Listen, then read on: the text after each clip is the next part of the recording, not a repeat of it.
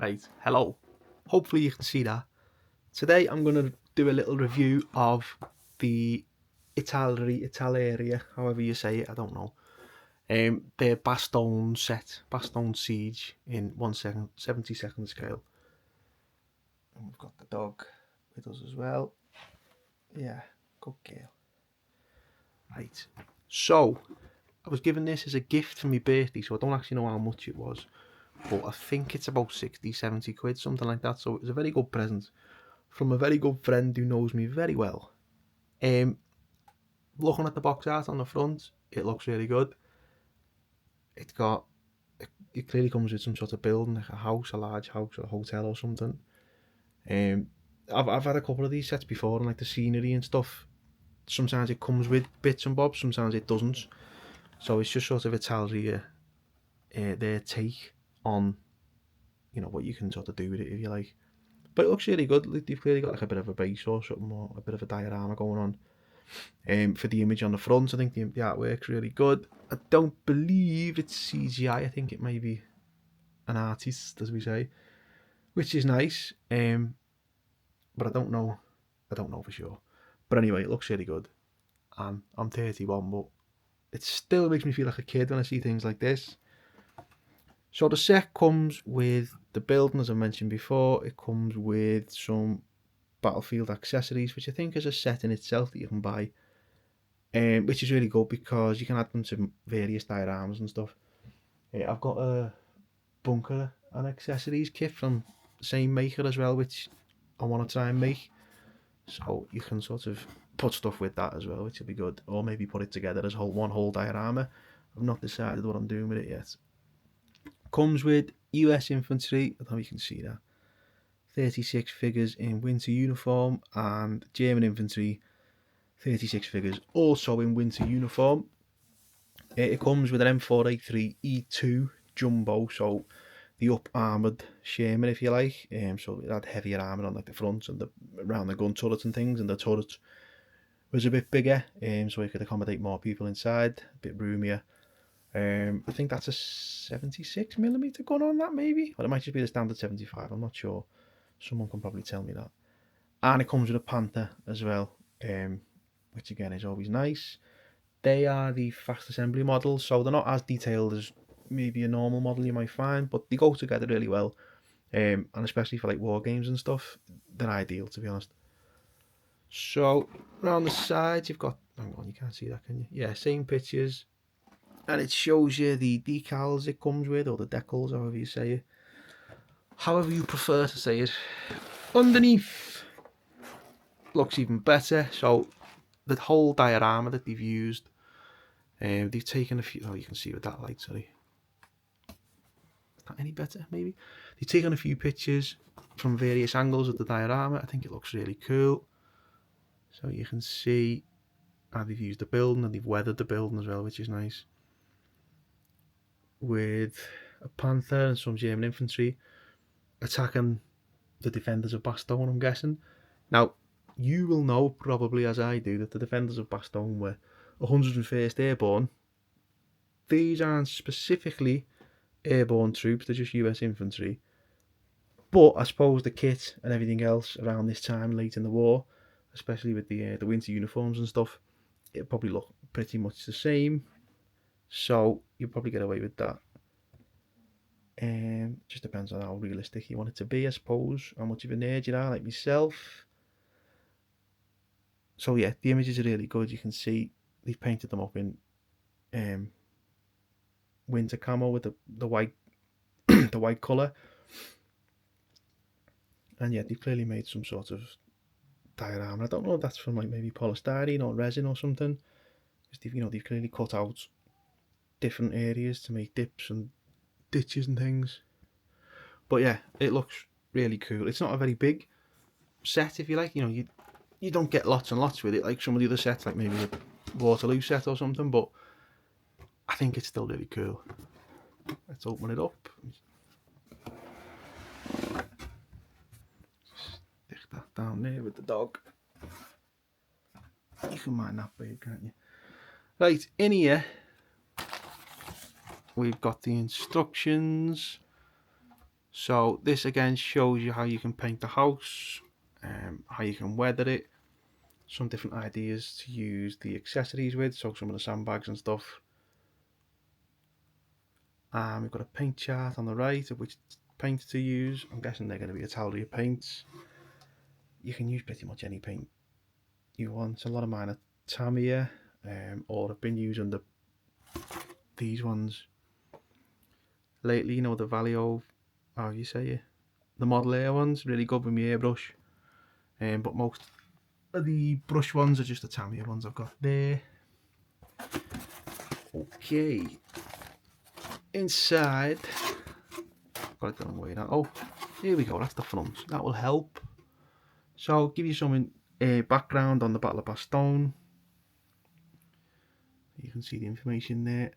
I'm assuming that you're British reading this because that's the one I'm zooming in on.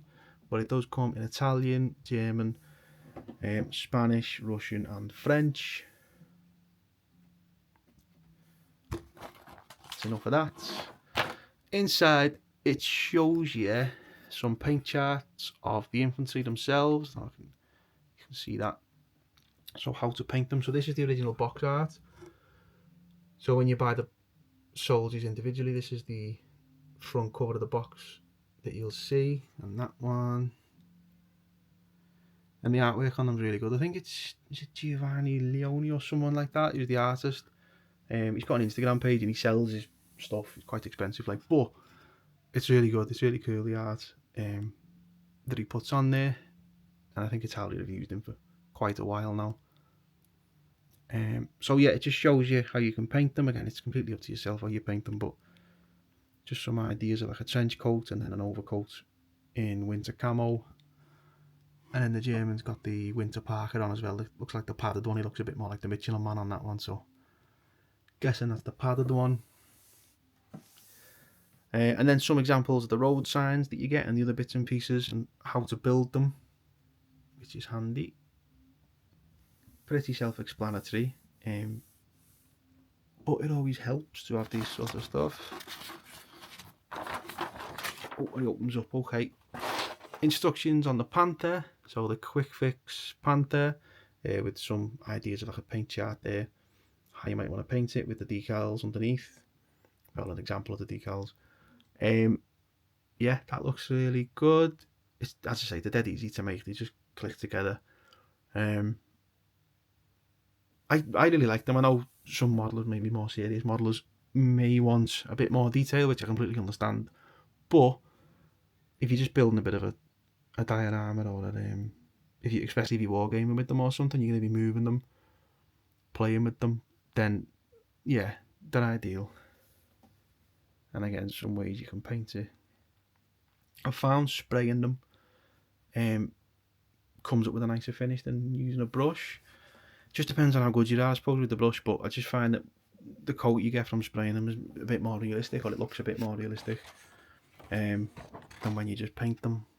And then this is the Sherman M4A3E2. Again, just snap together stuff, and then some examples of how you can paint it.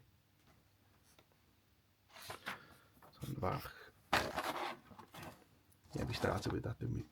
Started with the back. Right, okay, let me put this down a minute.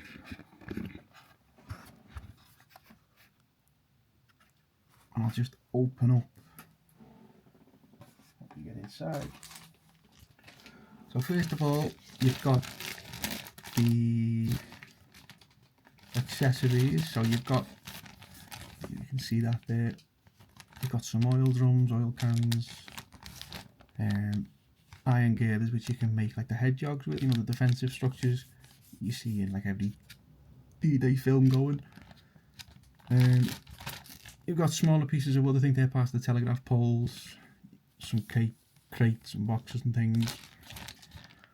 You've got a lot of sandbags, which is good because you can use them for various models and dioramas. I don't know what these are. They look like tank straps, but they look a bit too small for the scale for tank straps. I'm not sure what they are. Again, telegraph poles and fence posts and things. And yeah, they're pretty self-explanatory how you stick them together and paint them, but you can make it your diorama look quite good. Then we've got the infantry. I think there's two types of infantry in there, so the British and the American. Let me just get a knife and cut it open for you.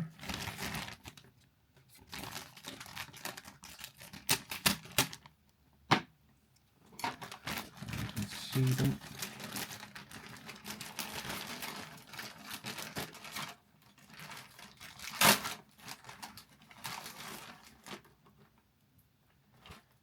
Right, okay, so these are the Americans. It's unusual to see the Americans in like a grey plastic. They're normally in a lighter colour, with the Germans in the darker plastic. Again, showing me weirdness. Right, I don't know if you can see that. Does that help? Can you see them? So you've got some nice looking figures actually. I've got these in the set that they came in individually. But there's some nice poses, there's some different styles. If you like, a lot of the Italeri figures were old esky ones that they'd repurposed or, you know, brought out of their own, if you like. And they're really good. I've always liked them. A lot of people moan about them because maybe the poses are all pretty similar, but I always liked them, especially as a kid growing up, because there was a lot of firing poses and stuff, so you could always put them in action. So you've got someone with a Tommy gun there and a trench coat. The little fella next to him's got a BAR. Not sure what he's doing with his magazine. I don't know, he's whacking it on his head. I don't know what he's doing.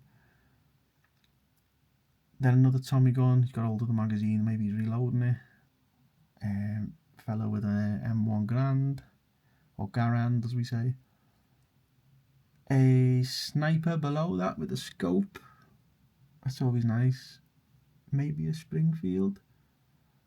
Another BAR. The radio operator. I don't know if you can see on the right hand side there. That's always a good inclusion. Just makes your diagram look a bit more realistic. You've got someone with a rifle grenade underneath. You've got a 30 caliber machine gun on a wall. Yeah.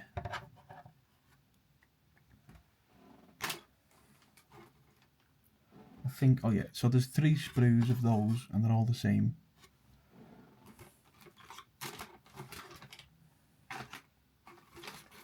Which is the same with the Germans. So you have, let me see. So you've got a fella in a trench coat again, German overcoat, with, I can't make out if that's a Mauser or a Gua, as we say. I don't know. Looks like an automatic, or a semi-automatic. That it might be the Gua. Then we've got someone throwing a grenade, and then someone else with a rifle. We've got an MG. Is it a 34? It's an MG34. A prone figure. Another figure with a rifle grenade. You seem to like the ones with the rifle grenades. With these ones, some with MP40s, some with MP44s as well, or STG44, however you want to label them.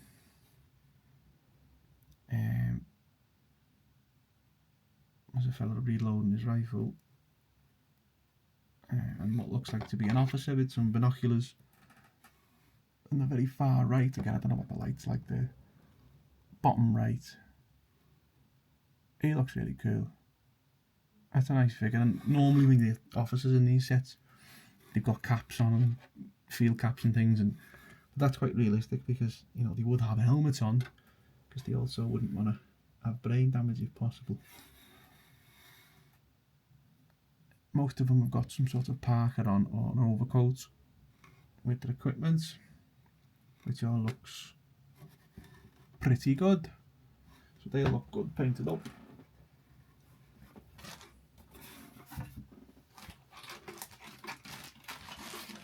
Then we've got the tanks, so we've got the Sherman and the Panther both in here. The quick, what do you call them, snapped together, quick fit stuff.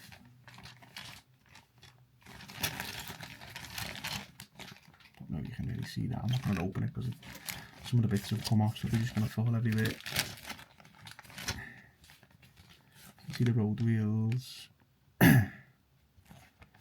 76mm Panther gun. Often mistaken for an 88, you know. What else is there? Yeah, the Sherman 75mm, maybe 76. I'm not sure what. I think it was a 75 on that, but anyway.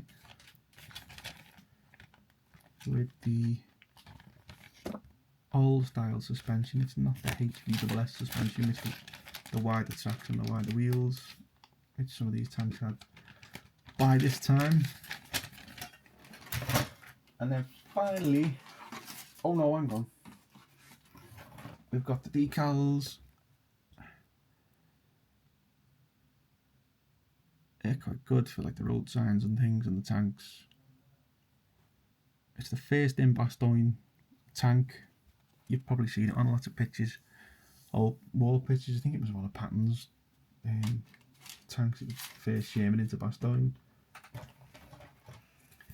Then finally, you've got the MDF kit. So that's the house. So it's just in a flat pack like this. I've built these before. They're really quite simple to build, and you just need a bit of PVA glue or something, bit of wood glue, and it goes together quite nicely. And again, if you can spray it, that maybe would do, but then the brushwork looks okay on these actually, especially if you're weathering them. Yeah. Again, I'm not going to open that now. But that's it. Thanks for watching.